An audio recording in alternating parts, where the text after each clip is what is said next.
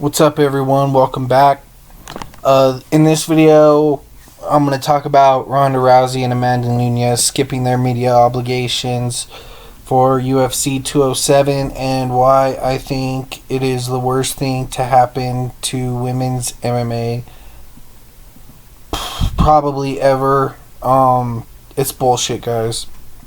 I gotta tell you, if this was men refusing to do their media obligations for the fight, they'd be automatically taken off the fight, right?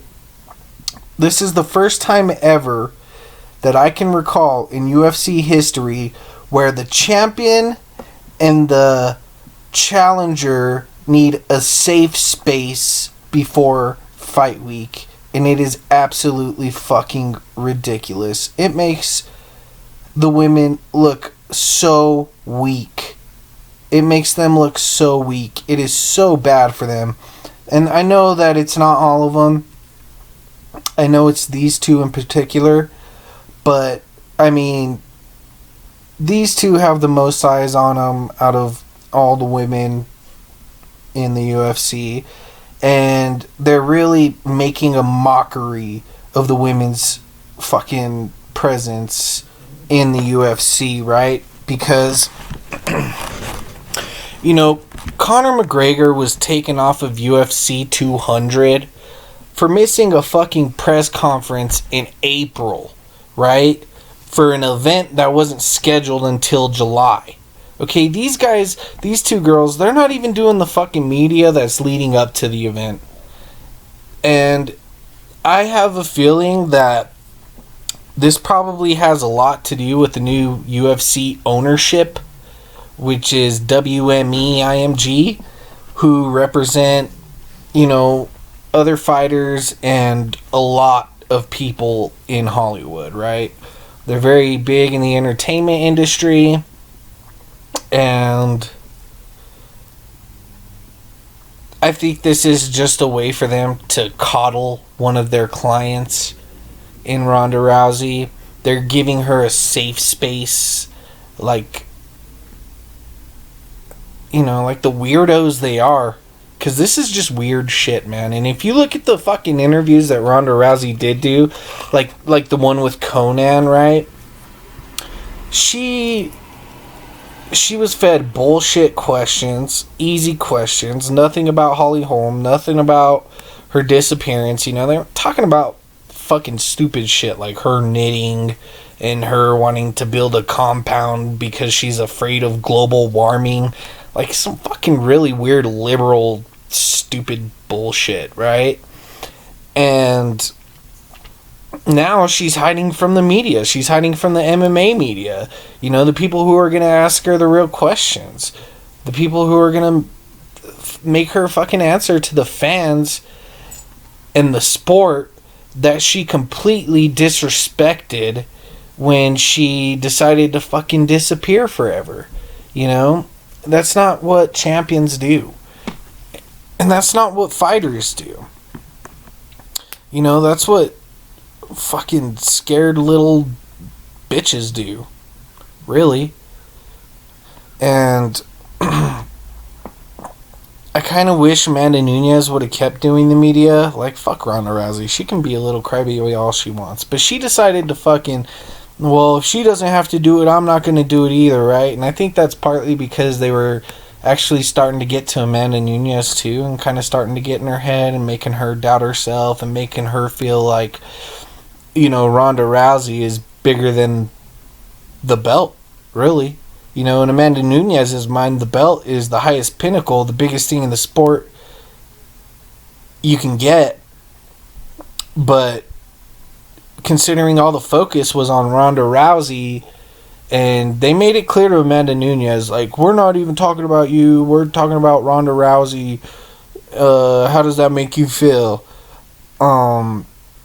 You know, they were really fucking hammering it home, letting Amanda Nunes know, like, this show isn't about you, this show's about Ronda Rousey, and that can really fucking affect you in the cage if you're thinking, oh, this ain't about me, this ain't about the belt, this is about Ronda Rousey. They want Ronda Rousey to win, you know? That could fucking affect you in the cage.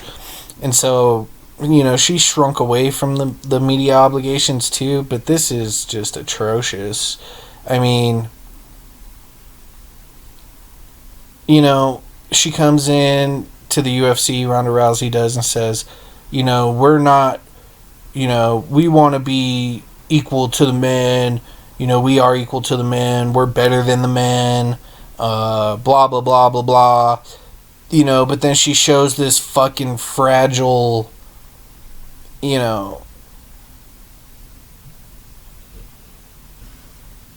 she's not making a case here. She's actually doing the opposite.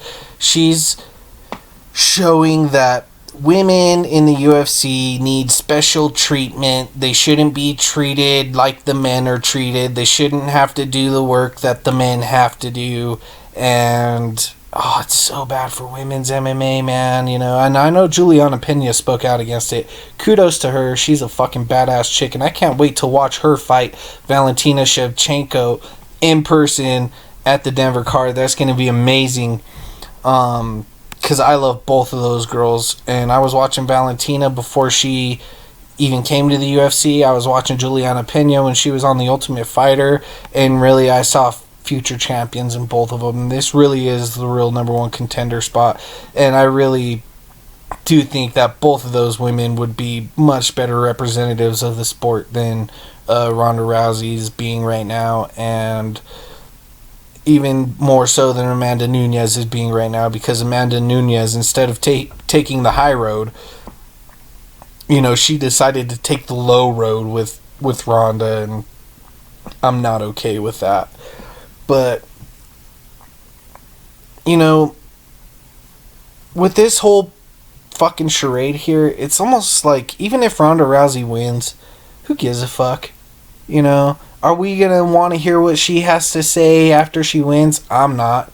Because I'm like one of those people, like, where, I know she's not talking to me in person, but I'm like, if you didn't want to fucking talk to me before, why would I want to listen to you talk now?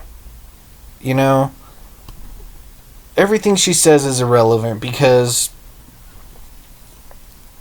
she's damaging the sport.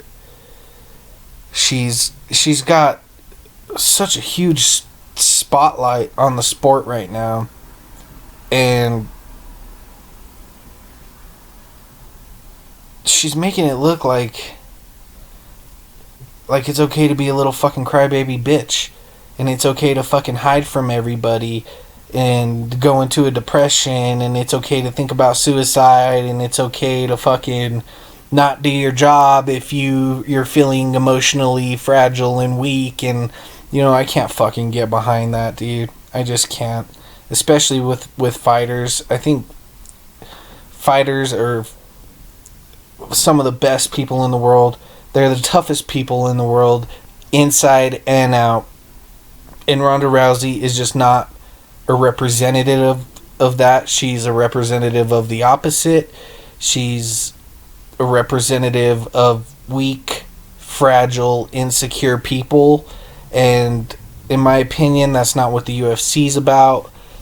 That's not what fighting's about. That's not what being a fighter is about. And, don't get me wrong, I think she can still win this fight. I think she does win this fight. I'm not saying I want her to, but that's part of my prediction videos, is giving you, a correct assessment without any bias, because fucking bias really gets you hurt on DraftKings. Tim Means might come back and bite me in the ass this week, because I fucking love that dude, the fucking dirty bird, but I do see the potential for him to fucking knock out Oliveira. So that one's not super biased, but it's kicked my ass on DraftKings before, so I'm trying to be less biased on my predictions. I do predict Ronda's gonna win, whether I like it or not, but I don't know, guys. This is just, it's hard for me to watch, because it's a turning point, really. It's a turning point where, if you're part of this weird Hollywood entertainment group, you get special privileges and special rights.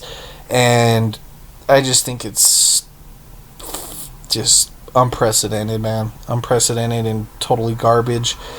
So, you guys let me know what you think. I know that a lot of people aren't going to be fucking happy with what I think about this. Some people are. They're going to be like, man, I couldn't have said it better myself. Some people are going to be like, fuck you, you're a sexist asshole. Which is fine. You can say whatever the fuck you want about me. I'm not going to hide from you. I'm not going to stay quiet and hide in a hotel room and say, oh, well, they were mean to me. You know, that's just not going to happen. So let me know what you guys think. And yeah, fucking, let's watch these fights on Friday and come back and do a recap and, you know, see where we went wrong and see where what we got right, and fucking keep this discussion going. All right, you guys have a good one, man. I hope everybody had a good Christmas and shit. I know I did. So yeah, take it easy, guys. Peace.